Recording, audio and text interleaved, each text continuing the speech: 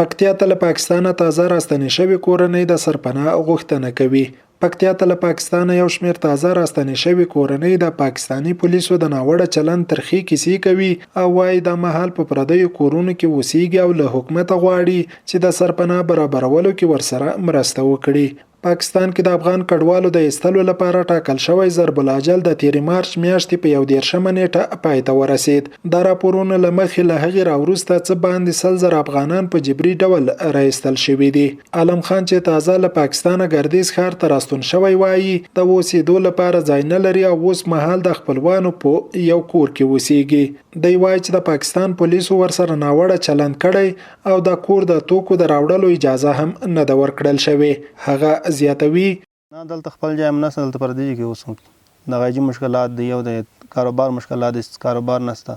بلمجي مشکلات د جای نشته، اول مشکلات د جې ده جای هم نشته. خپل دغه خپلوان هم دي، تربرونه هم دي، دغه هم خپلوان هم دي. خود دغه هم فلحال دغه جای خالي دی، دغه هم نور خپلوان دي، هغه راغلي جای نشته دلته. د غورونه هغلته پاتې دي، هغه هم راځي که راغلي موږ جای نشته بیا دلته.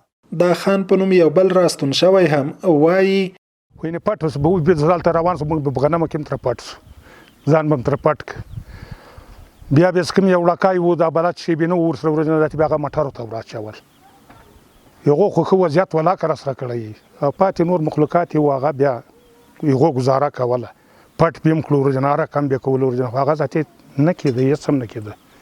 نه هغه پرې رسېده نه موږ پرې رسېده. دا زاره یو خواري بس هغو ورته وکړې، حکومت خپل هغه نخره اخیستې اوس بس بله خبر نشته کې وضع ځای ذاتي. اوس دغسې هغه د ښه خو نه نلکۍ شته نه د خوراک څه هغه شته. بله او بته دغه یو هغه هم راوړی وه ورځنه، هغه خو اتې 15-14 ورځې کېږي ورځنه، هغه خو ختم دي. او نور هم څه نه د هغه غوندې څه په جبو کې هم ولاکه د چې دومره اوس هغه ځانونه هم سره پرې راورسول. دی هم وایي چې په ټولو برخو کې مرستې ته اړتیا لري، خو تر ټولو لومړنۍ اړتیا یې د کور نشتون دی.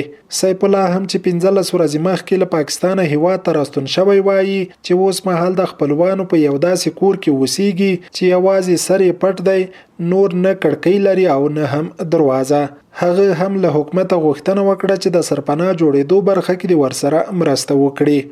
دا غواړو چې د اوسېدن ځای هم نشته، مثال بل شی نه لرو، یو شی نه لرو. باز دا مشکل د پردي کور کې پراته یو چې څه شي ویره سره هغه هم په موټرو والا کریاو مریاو ته ورکړی. اوس دغه مشکلات داسې مثال د کور ځای نه لرو چې واړه چیرې کوم څنګ ته موږ بوځو. باز دا مشکلات دي نو نور.